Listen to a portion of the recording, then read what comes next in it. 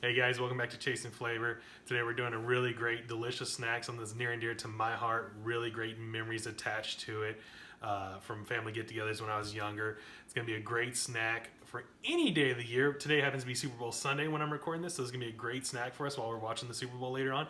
Today we're going to be doing some absolutely delicious sausage balls. Oh yeah.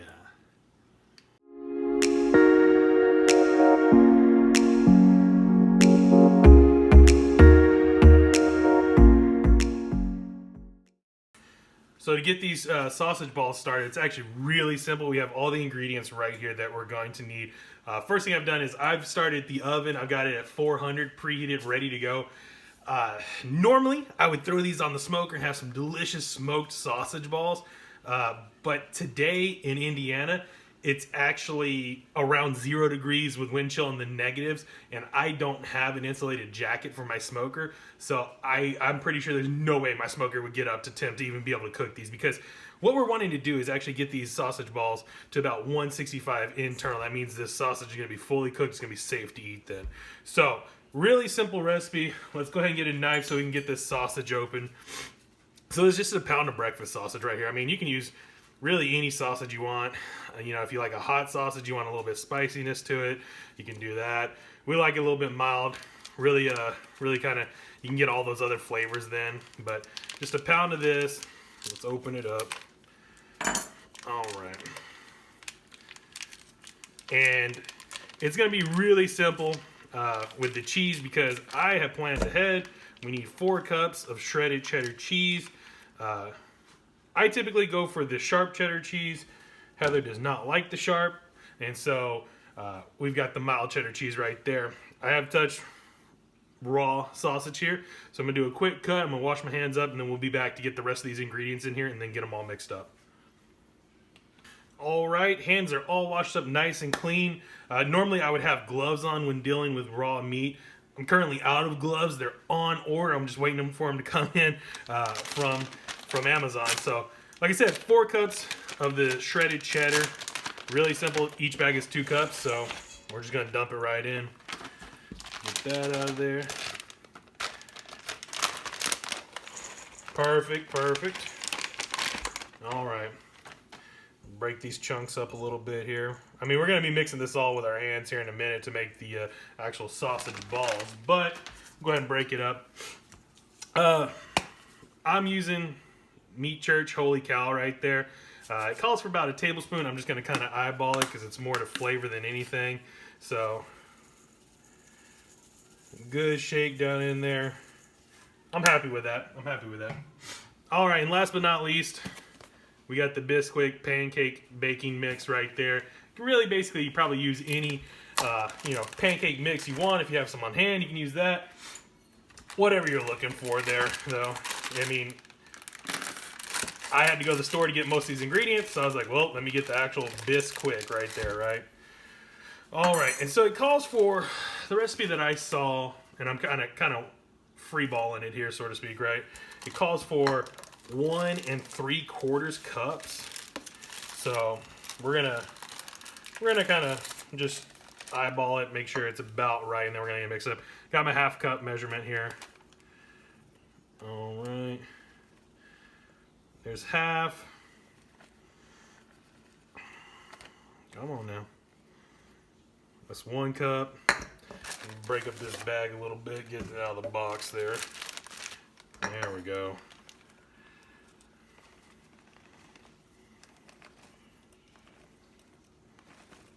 Okay, we'll call that 1 1/2. Now I need about half of this to make that last 1/4 cup that we need right there. Yeah, it looks about half. Close enough, right?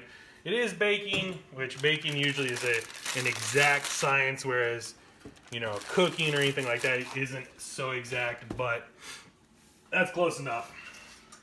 I've got my sheet pan, some foil on it for easy cleanup. Sprayed it with a little cooking spray, just that way they don't stick really. So now, we go in, we're gonna get this mixed up. It is gonna feel really dry, but that's expected. Like, don't add anything to it. We just want to get a really good mix in there. If you don't want to go in with your hands, I guess you could use like a stand mixer or something like that. I mean, This just seems like it'd be easier to do with your hands, though, to me. Look, making a mess, as always, guys. Really get it incorporated. This, you know, the cheese and the Bisquick kind of not wanted to adhere to this sausage, so that's why I'm just kind of, you see me, I'm just kind of squeezing it in. Mixing it around, squeezing it up. There we go. Getting really stuck on the hands now. All right. Might have to go in with the second hand. We'll see here in a minute. But I'm going to get these, basically I'm going to get this combined really well. And once I'm there, we'll come back and we're going to start making the balls. I'll show you how that works here in just a minute.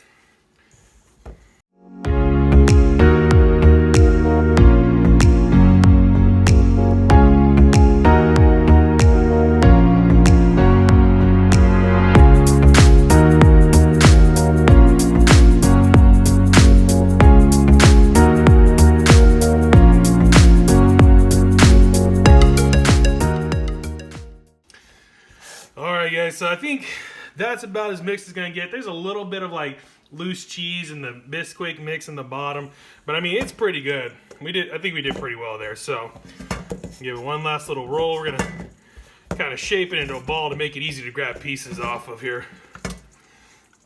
Alright. So basically what you're going to do now, grab your little piece, make about 1-inch balls. And that's it, guys. It's going to be that simple. 1-inch balls right there on the tray. That's probably a little bit larger, I think. I'm not a good eyeball on measuring there, but we're just going to, again, kind of get close. You don't have to be exact because we're going to be cooking these not based on time. Again, we're going to be based on internal temp. Again, we want to get these to 165 internal. That way we know all the sausage is cooked. So if you don't have one, get yourself an instant read thermometer. I mean, I think I grabbed mine off of Amazon for like 10, 15 bucks. And it came with the batteries. It's got a magnet built into it, so it sticks to my fridge or to my cooker or whatever I'm doing. Really simple, really easy. So, all right, I'm just going to get these formed up. And then once we get them all formed up, we're going to make sure and leave a little space there, obviously. We don't want them to stick together, but I mean, we may have to get them a little bit closer because this is quite a bit of mix right here. But we're gonna get these formed up into these balls, get them on the tray, get them into that oven at 400, and then let them go. And once they start looking like they're a little bit done on the outside, we'll start checking temps. But 165 is what we're shooting for. So get these made, get them in the oven, and we'll see you when we get back and give them a nice little taste test.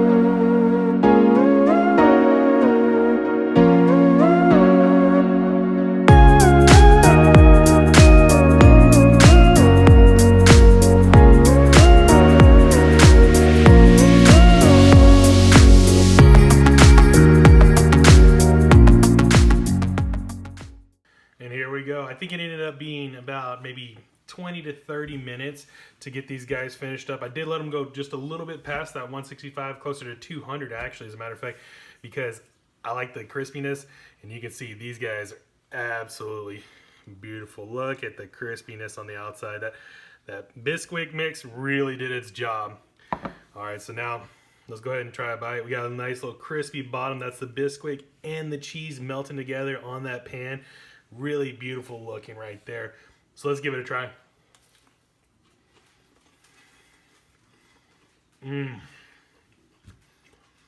Oh man. It's so good. It's perfect. This is it's so delicious. The right amount of cheese. You get a good cheese flavor, but it's not overpowering. The breakfast sausage, we went with the mild breakfast sausage. It's wonderful. Oh my god. The Bisquick mix in there. Crispy exterior, super soft, fluffy interior. And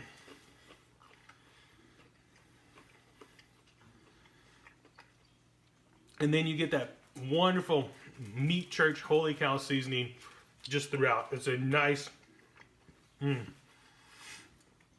absolutely nice background flavor. Really complements the cheese and the sausage. This is wonderful. It was so easy to make this. I mean, you know, this is money right here, guys. I would not sleep on this one.